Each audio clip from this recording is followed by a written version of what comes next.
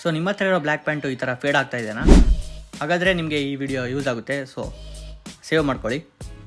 Feed ಆಗಿರೋ ಪ್ಯಾಂಟ್ನ ಮತ್ತೆ ರೀಕಲರಿಂಗ್ ಮಾಡೋಕ್ಕೆ ಈ ಕಲರ್ ಬೇಕಾಗುತ್ತೆ. ಸೊ ಈ ಪ್ರಾಡಕ್ಟ್ದು ಲಿಂಕ್ ಬೇಕಂದ್ರೆ ಲಿಂಕ್ ಅಂತ ಕಮೆಂಟ್ ಮಾಡಿ. ಫಸ್ಟ್ ಸ್ಟೆಪ್ ಏನಂದರೆ ನಾವು ಯಾವ ಪ್ಯಾಂಟ್ನ ಕಲರ್ ಮಾಡಬೇಕು ಆ ಪ್ಯಾಂಟ್ನ ನೀರಲ್ಲಿ ಕ್ಲೀನಾಗಿ ಡಿಪ್ ಮಾಡಿ ಇಟ್ಕೋಬೇಕು.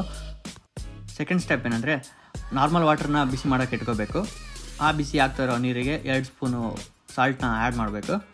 ಸಾಲ್ಟ್ನ ಆ್ಯಡ್ ಮಾಡಿ 2-3 ಮಿನಿಟ್ಸ್ಗೆ ನಾವು ತರಿಸಿರೋ ಬ್ಲ್ಯಾಕ್ ಕಲರ್ನ ಆ ಬಿಸಿನೀರಿಗೆ ಆ್ಯಡ್ ಮಾಡಬೇಕು. ಬಿಸಿ ಆಗ್ತಾ ಇರೋ ನೀರಿಗೆ ಕಲರ್ ಪೌಡರ್ ಆ್ಯಡ್ ಮಾಡಿದ್ಮೇಲೆ ಕ್ಲೀನಾಗಿ ಮಿಕ್ಸ್ ಮಾಡಬೇಕು. ಕಲರ್ನೆಲ್ಲ ನೀರಿಗೆ ಕ್ಲೀನಾಗಿ ಮಿಕ್ಸ್ ಮಾಡಿದ್ಮೇಲೆ 1-2-3 ಮಿನಿಟ್ಸ್ ನೀರು ಬಿಸಿ ಆಗೋಕ್ಕೆ ಬಿಡಬೇಕು. ಇನ್ನು ಸ್ವಲ್ಪ ಹೊತ್ತು ಮುಂಚೆ ಹಸಿ ಮಾಡಿದ ಪ್ಯಾಂಟ್ನ ಈಗ ಬಿಸಿ ಮಾಡಿರೋ ಕಲರ್ ನೀರಲ್ಲಿ ಡಿಪ್ ಮಾಡಬೇಕು. ಆ ಕಲರ್ ನೀರಲ್ಲಿ ಪ್ಯಾಂಟ್ನ ಹಾಕಿ ಒಂದು 5-10 ಮಿನಿಟ್ಸ್ ಬಿಡಬೇಕು ಕ್ಲೀನಾಗಿ ಅದೆಲ್ಲ ಕಲರ್ ಅಬ್ಸರ್ವ್ ಮಾಡೋಕ್ಕೆ. ಅದೇ ಟೈಮ್ ಗ್ಯಾಪಲ್ಲಿ ಇನ್ನೊಂದು ಬಕೆಟ್ಗೆ ನಾರ್ಮಲ್ ವಾಟರ್ ತೊಗೊಂಡು ಡೈಫಿಕ್ಸ್ ಅಂತ ಸಿಗುತ್ತೆ, ಅದೇ ಕಲರ್ ಜೊತೆಗೆ ಇದನ್ನು ಬಂದಿರುತ್ತೆ. ಆ ಲಿಕ್ವಿಡ್ನ ಈ ನಾರ್ಮಲ್ ವಾಟರ್ಗೆ ಆ್ಯಡ್ ಮಾಡಬೇಕು.